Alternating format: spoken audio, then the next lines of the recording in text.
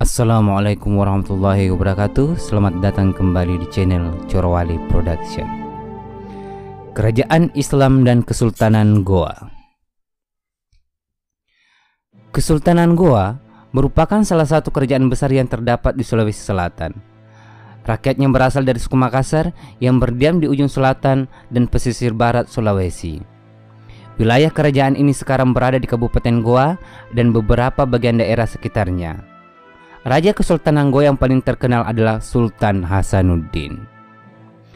Kerajaan ini memiliki raja yang paling terkenal bergelar Sultan Hasanuddin, yang saat itu melakukan peperangan yang dikenal dengan Perang Makassar pada tahun 1666 sampai 1669 terhadap VOC yang dibantu oleh Kerajaan Bone yang dikuasai oleh salah satu wangsa suku Bugis dengan rajanya Arupalaka. Perang Makassar bukanlah perang antar suku karena pihak Goa memiliki sekutu dari kalangan Bugis, demikian pula pihak Belanda Bone memiliki sekutu orang Makassar. Perang Makassar adalah perang terbesar VOC yang pernah dilakukannya pada abad ke-17. Sejarah berdirinya kerajaan ini dimulai pada abad ke-16 di Sulawesi Selatan. Terdapat beberapa kerajaan bercorak Hindu diantaranya Goa, Talo, Bone, Sopeng, Wajo, dan Sidendeng. Masing-masing kerajaan tersebut berbentuk persekutuan sesuai dengan pilihan masing-masing.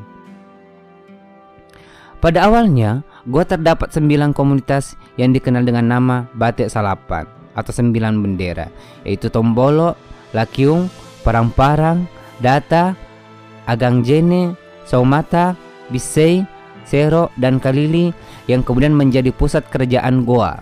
Melalui berbagai cara, baik damai maupun paksaan, komunitas lainnya bergabung untuk membentuk kerajaan Goa. Cerita dari pendahulu di Goa dimulai dari Tomanurung sebagai pendiri istana Goa.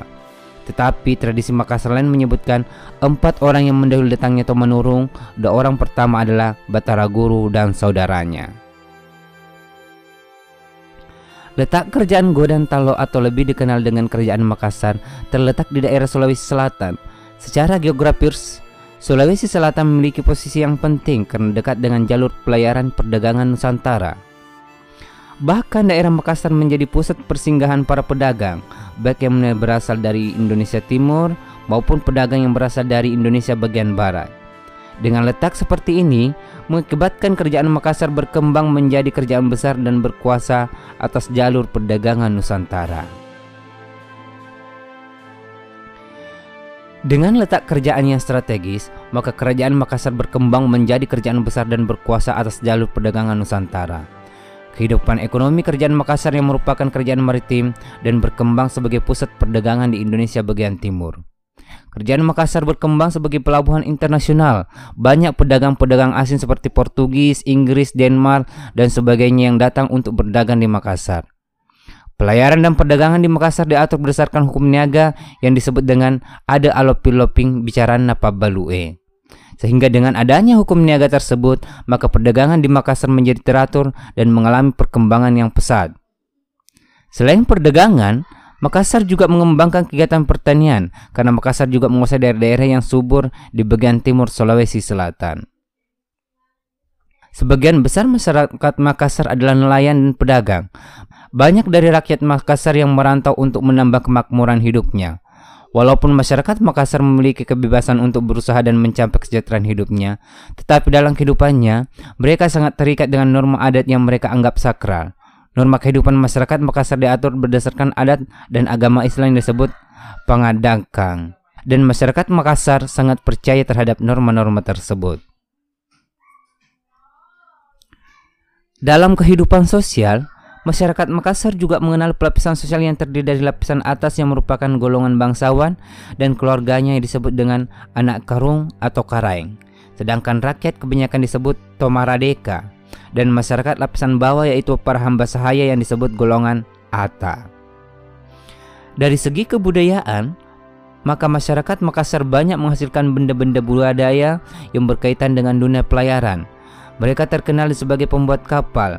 Jenis kapal yang dibuat oleh orang Makassar dikenal dengan nama pinisi dan lombo.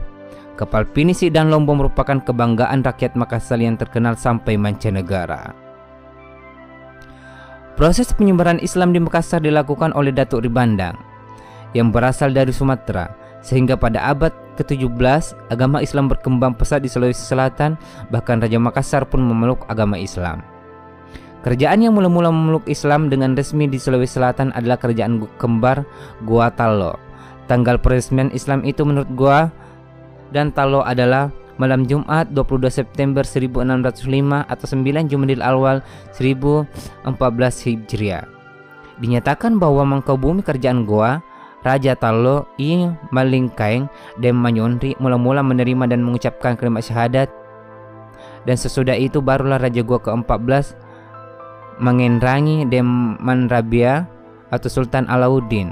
2 tahun kemudian seluruh rakyat Goa memeluk agama Islam berdasar atas prinsip Cautious Regent Eus Religio, dengan diadakannya salat Jumat pertama di Masjid Tallo tanggal 9 November 1607, 19 Rajab 1016 Hijriah. Adapun yang mengislamkan kedua raja tersebut ialah Datuk Ribandang atau yang dikenal dengan Abdul Makmur Hatib Tunggal, seorang ulama datang dari Minangkabau ke Sulawesi Selatan bersama 2 orang temannya, yakni Datuk Patimang atau Hatib Sulaiman yang mengislamkan pula Raja Luwu La Petawara dan Parabu, dan Datuk Ritiro Hatib Bungsu yang menyebar agama Islam di Tiro dan sekitarnya. Sekitar 6 tahun kemudian, kerajaan lainnya di Sulawesi Selatan pun menerima Islam. Penyebarannya didukung oleh kerajaan Goa sebagai pusat kekuatan pengislaman. Kerajaan Bugis seperti Bone, Sopeng, Wajo, dan Sidenreng berhubung karena menolak, akhirnya Raja Goa melakukan perang. Karena juga dianggap menentang kekuasaan Raja Goa, setelah takluk, penyeberang Islam dapat dilakukan dengan mudah di kerajaan Bugis. Kerajaan Makassar mencapai puncak kebesaran pada masa pemerintahan Sultan Hasanuddin.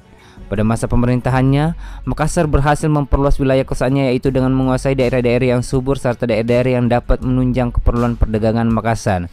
Ia berhasil menguasai Luwu, Wajo, Sopeng, dan Bone. Perluasan daerah Makassar tersebut sampai ke Nusa Tenggara Barat. Daerah kekuasaan Makassar luas, seluruh jalur perdagangan di Indonesia Timur dapat dikuasainya. Sultan Hasanuddin terkenal sebagai raja yang sangat anti kepada dominasi asing. Oleh karena itu, ia menentang kehadiran dan monopoli yang dipaksakan oleh VOC yang telah berkuasa di Ambon.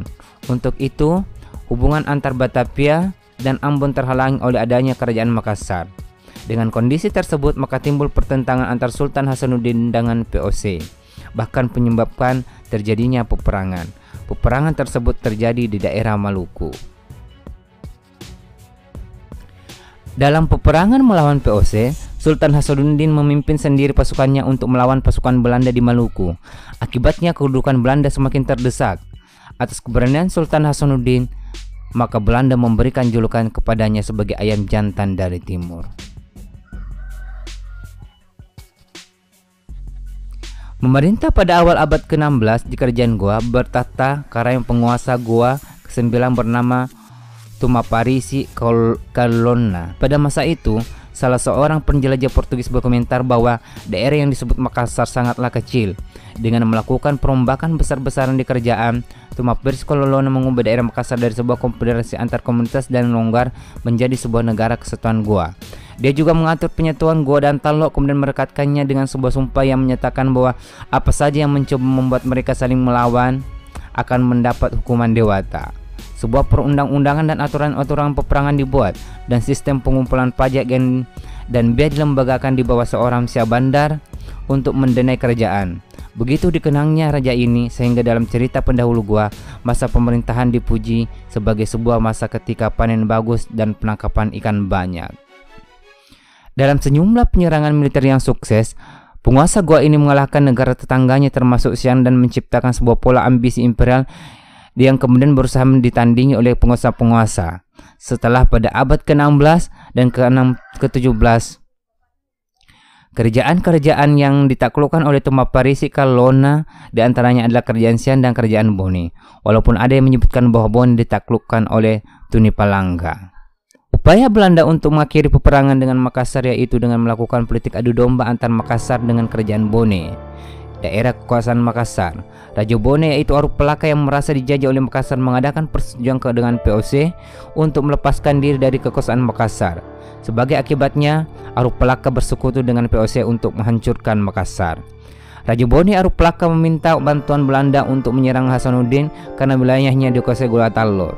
Maka dengan cepat Belanda menyambutnya. Belanda menyerang dari laut sedangkan Aruk Pelaka menyerang dari darat. Dengan tekanan yang demikian berat, akhirnya Belanda mampu memaksa Gorontalo mendatangani perjanjian bunganya. Akibat persekutuan tersebut, akhirnya Belanda dapat menguasai ibu kota kerajaan Makassar dan secara terpaksa kerajaan Makassar harus mengakui kekalahannya dan mendatangani perjanjian bunganya tahun 1667 yang isinya tentu saja sangat merugikan kerajaan Makassar. Akibat dari kekalahan dari VOC, akhirnya mengakhiri kerajaan Gorontalo dan berakhir pula peranannya sebagai pelabuhan transito terbesar.